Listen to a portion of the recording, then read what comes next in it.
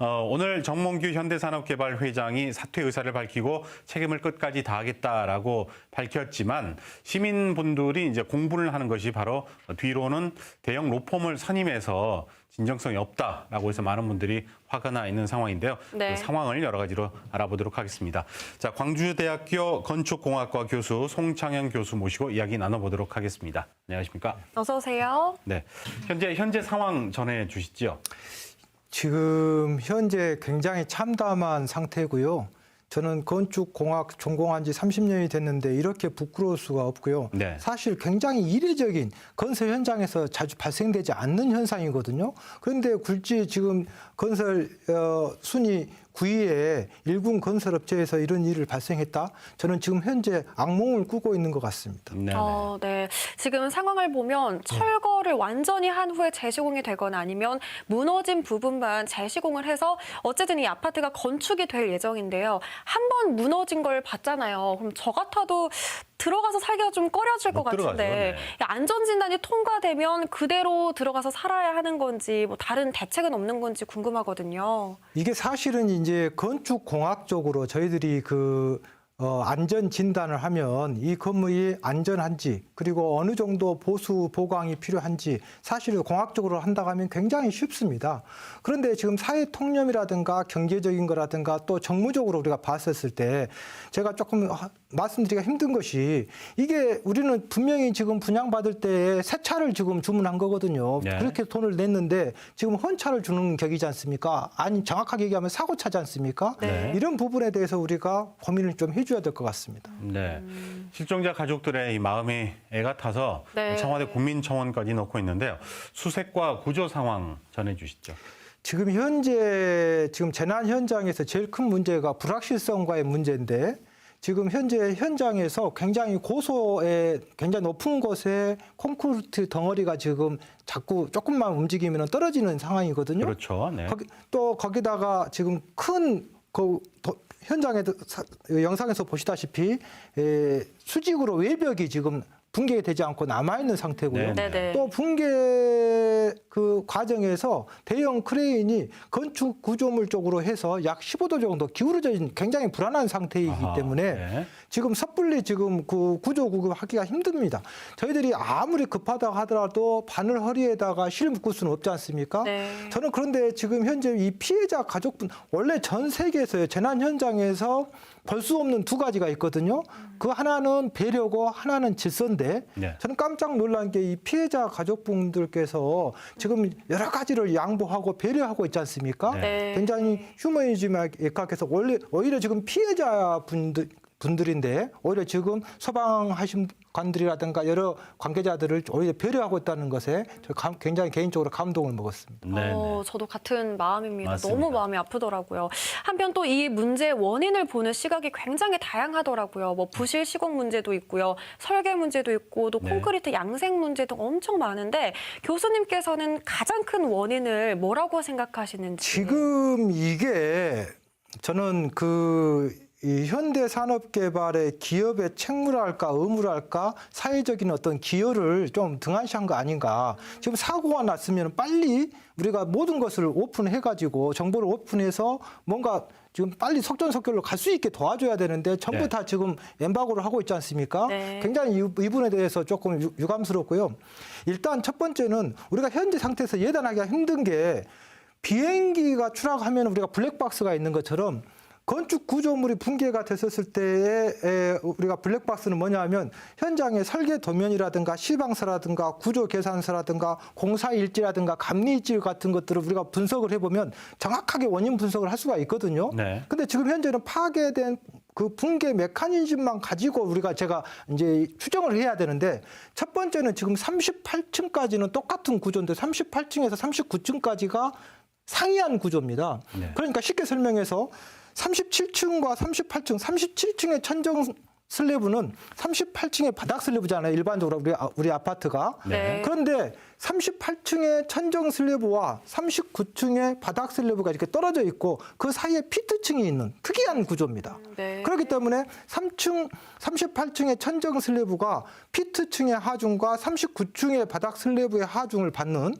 어떻게 보면 전이 힘을 더 많이 받는 구조고 네. 또 층고가 레벨 차이가 나기 때문에 굉장히 다양한 하중 지금 변화가 있거든요. 네. 그러한 상태에서 동바리를 일찍 해체했다?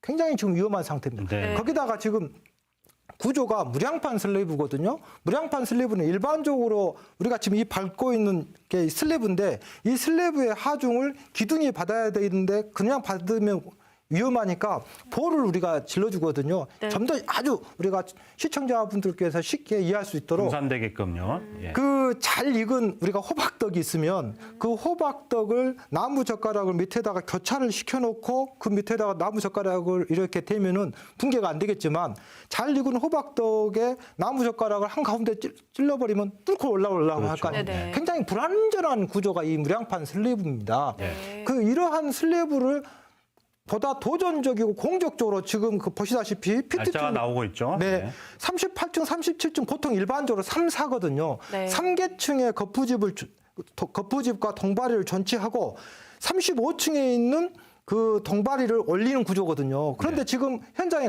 가보니까 동바리가 없어요.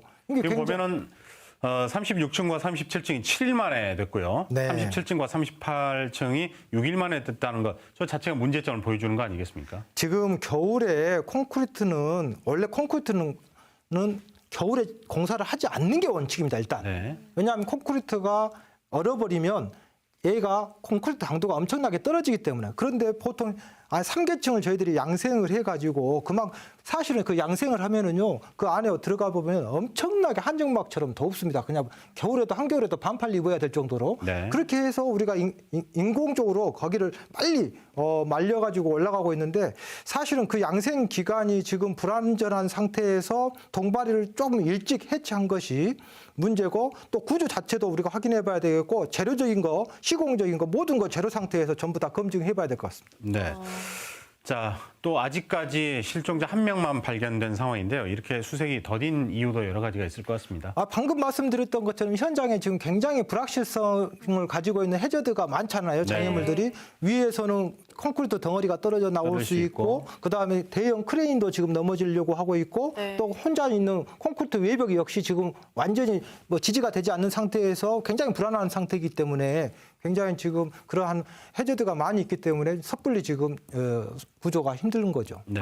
네. 이런 상황에서 또 실종자 수색을 위해서 작업 중지권이 발동됐는데요. 이 작업 중지권이 정확히 어떤 것이고 실종자 수색에는 또 어떤 영향을 미칠 수 있을까요? 이 작업 중지권은 지금 현재 붕괴 현장 전체적으로 지금 작용하라는 게 아니고 네. 대형 크레인에 지금 국한된 이야기인데 네. 크레인이 지금 위험하니까 지금 그 크레인 작업하는 것에 대해서 크레인 관계자가 작업 중지권을 공식적으로 요청한 것이죠. 네. 자, 그렇다면 지금 현재 상황에서는 실종자 수색이 어떤 과정으로 이루어 나가야 될까요? 일단은 그 굉장히 엄중한 상황이기 때문에 안전을 최우선시하면서 네. 하나씩 해야 될 것 같은데 첫 번째는 일단 안전을 도모하면서 지금 우선 기울어져 있는 대형 크레인이 15도 정도 기울어졌지 않습니까? 지금 그래서 120톤 규모의 굉장히 큰 크레인이 지금 자대를 설치하고 있어요. 네. 그래서 더 큰 크레인이 와가지고 그 현장에 기울어진 크레인을 일단 철거해야 되겠고, 그 다음에 외벽이 또 붕괴될 수가 있기 때문에 외벽 철거, 그 다음에 잔존하고 있는 잔재물들을 하나씩 철거하면서 구급을 해야 될 것 같습니다. 또 한 가지 궁금한 점이요. 그 건설 그 사고가 일어난 현장을 보면 아파트들이 굉장히 빽빽하게 밀집이 맞습니다. 되어 있잖아요. 이런 건설 현장의 상황도 이번 사고랑 좀 연관이 있을지도 궁금해요. 이게 굉장히 중요한 얘기인데 사실은 우리가 지역 지구를 지정을 합니다. 모든 국가에서. 네. 예를 들어서 광주 같은 경우는 하남 산업단지가 있고 상무지구에 상업지역이 있고 또 우리 화정동에 주거지역이 있는 것처럼 그 공간을 우리가 난개발을 방지하기 위해서 지역지구를 해놨는데 사실은 주거지역에서 아파트를 짓고 거기에 넓은 조경 면적이라든가 놀이터라든가 이런 것들이 있어야 되고 상업지역은 옛날로 얘기하면 사냥을 하는 건장한 성인이 노동을 하는 공간 아닙니까? 네. 근데 그 상업지역의 용적률이라든가 이런 것들을 엄청나게 해가지고 많은 층수와 많은 동수에 한마디로 닭장 지어버린 거죠. 좀 심하게 얘기하면. 네. 이 상업지역에 이런 주거 공간이 들어서는 자체가 사실은 말이 안 되는데 네. 전 국가적으로 지금 이것을 허가를 해주고 있거든요. 이것은 우리 광주에 국한된 이야기가 아니라 범국가적으로 이것을 한 번쯤 고민해봐야 될 일인 것 같습니다. 그렇습니다. 건설사만 배부르게 되는 현상이겠죠. 그렇죠. 예. 네.